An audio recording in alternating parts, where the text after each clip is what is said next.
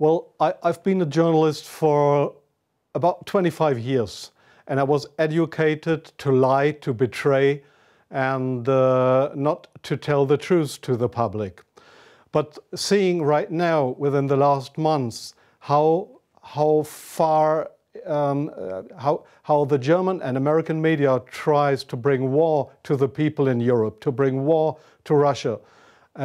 This is a point of no return, and I'm going to stand up and say it is not right what I have done in the past, to manipulate people, to make propaganda against Russia, and it is not right what my colleagues do and have done in the past, because they are bribed to betray the people, not only in Germany, all over Europe. The reason writing this book was that I am very fearful of a new war in Europe, and I don't like to have this situation again, because war is never coming from itself. There is always people behind it to push for war. And this is not only politicians, this is journalists too. And I just have written in the book how we have betrayed in the past our readers just to push for war, and because I don't want this anymore. I'm fed up with this propaganda. We live in a banana republic and not in a democratic country where we have press freedom, where we have human rights. If you see the German media, especially my colleagues who day by day write against the Russians, who are in transatlantic organizations and who are supported by the United States to do so, well, people like me, I became an honorary citizen of the state of Oklahoma in the United States. Just why? Just because I write pro-American. I wrote pro-American. I was supported by the Central Intelligence Agency, by the CIA. Why? Because I should be pro-American. I'm fed up with it. I don't want to do it anymore. And so I've just written a book not to earn money. No, it will cause a lot of trouble for me, just to give the people in this country, in Germany, in Europe, and all over the world, just to give them a glimpse of a view what goes up behind the closed doors. Yes, there is many examples for that. If we go just back to history, if you go into the year 1988, if you go to your archives, you will find in March 1988 there was in Iraq, the Kurdish people have been gassed with poisoned gas. That is known all over the world. But in July 1988, they sent me to a town called Zubaydat, that is on the Iraqi-Iranian border. There was war. It was war between the Iranians and the Iraqis, and I was sent there to photograph how the Iranians have been gassed with poisoned gas, with German poisoned gas. You call it Lost and Zarin, mustard gas, made by Germany. They have been gassed, and I was there to make photographs how these people have been killed by poisoned gas from Germany. When I came back to Germany, there was just one small photo in a newspaper, in the Frankfurter Allgemeine, and there was one small article not writing how impressive, brutally, how unhuman, how terrible it was to kill decades after the end of the Second World War, people with German poisoned gas. So this was a situation I feel misused for having been there, and just to give a documentary what has been done, but not being allowed to cry out to the world what we have done behind closed doors. Up to today, it's not well known in the public that with German public gas, there have been hundreds or thousands of people gassed in this city of Zubaydat. Now you ask, what have I done for intelligence agencies? So please see, most of the journalists you see in foreign countries, they claim to be journalists, and they might be journalists, European or American journalists, but many of them, like me in the past, are so-called non-official cover. That's what the Americans call that. I have been a non-official cover. Non-official cover means what? It means you too work for an intelligence agency. You help them if they want you to help them, but they will never, when you are locked, or when they find out that you are not only a journalist but a spy too, they will never say, "Oh, this was one of our guys." They will not know you. That means non-official cover. So I have helped them in several situations, and I feel ashamed for that too now. Like I feel ashamed that I have worked for a very recommended newspaper like the Frankfurter Allgemeine, because I was bribed by billionaires, I was bribed by the Americans not to report exactly the truth, but I just imagined in my car while I was driving to this interview, I just tried to work out in my brain what would have happened if I would have written a pro-Russian article in the Frankfurter Allgemeine. Well, I don't know what would have happened, but we were all educated to write pro-European, pro-American, but please, not pro-Russian. So I'm very sorry for that, but this is not what I understand for democracy and for press freedom. I'm very sorry for that. Well,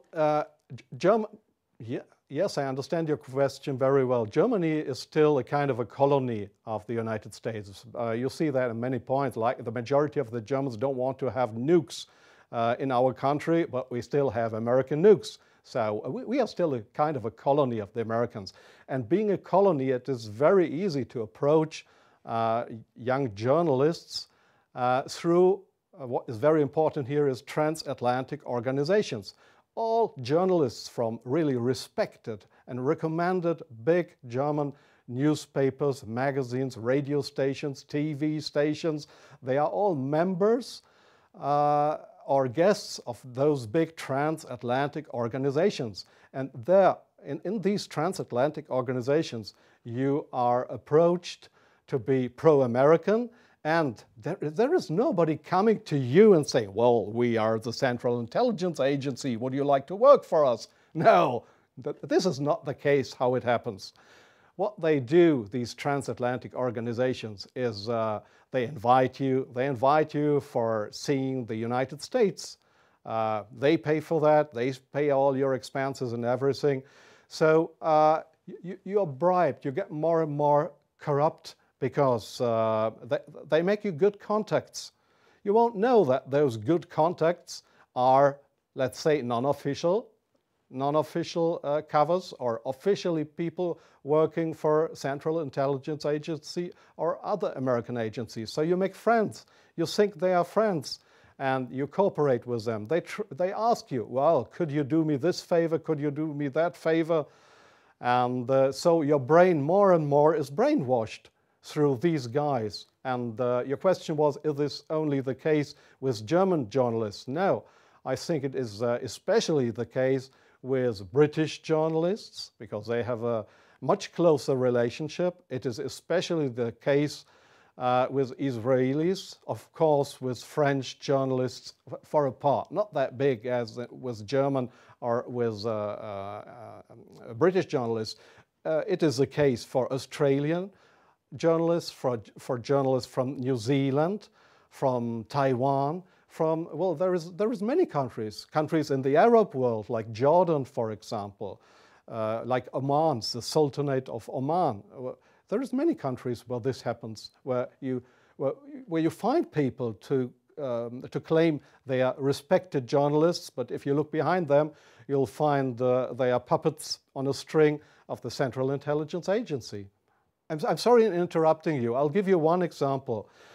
Sometimes the intelligence agencies, they come to your office and want you to write an article. I give you an example not from strange other journalists, from me myself. I've just forgotten the year. I just remember that the German Foreign Intelligence, Bundesnachrichtendienst, it is just a sister organization of the Central Intelligence Agency. It was founded by the American Intelligence Agency. So one day the BND, this German Foreign Intelligence Agency, came to my office at the Frankfurter Allgemeine in Frankfurt. And they wanted me to write an article about Libya and about Colonel Muammar Gaddafi. I had absolutely no secret informations regarding Colonel Muammar Gaddafi and Libya. But they gave me all these secret informations, and they just wanted me to write, to sign the article with my name. I did that, but it was an article that was published in the Frankfurter Allgemeine that originally came from the Bundesnachrichtendienst, from the German Foreign Intelligence Agency. So do you really think that this is journalism, intelligence agencies writing articles? Oh yes, that article, I have reprinted it partly in my book. That article was how Libya and Colonel Muammar Gaddafi, how he secretly tried to build a poison gas factory. I think in Rabta was the name, yeah.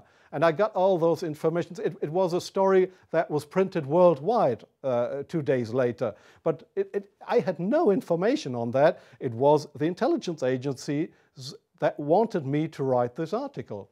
So, but this is not the way journalism should work, that intelligence agencies, that they decide what is printed and what not.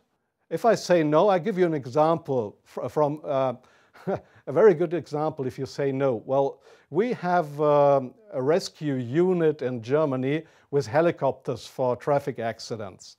It's called, they call themselves the Yellow Angels. There was one guy who didn't want to cooperate. He was a pilot of the helicopter service of the Yellow Angels in Germany.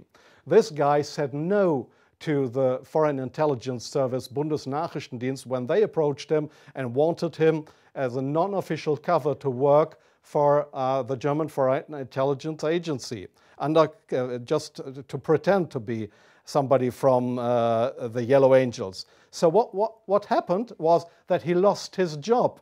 And the court in Germany, the judge decided that they were right, because such a guy could not be trusted.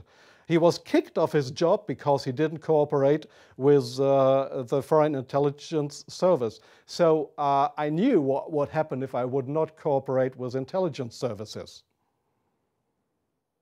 Well, I have had, let me say, 6 times my house was house searched because I was accused by the public prosecutor, the German public prosecutor. I was accused of leaking secrets of states. 6 times house searched. Well, they hoped that I wouldn't do that ever again. But I think it's worse that the truth will come out one day. The truth won't die. And I don't mind what will happen. I've had 3 heart attacks. I have no children. So if they want to bring me to court or to prison, so it's worse for the truth.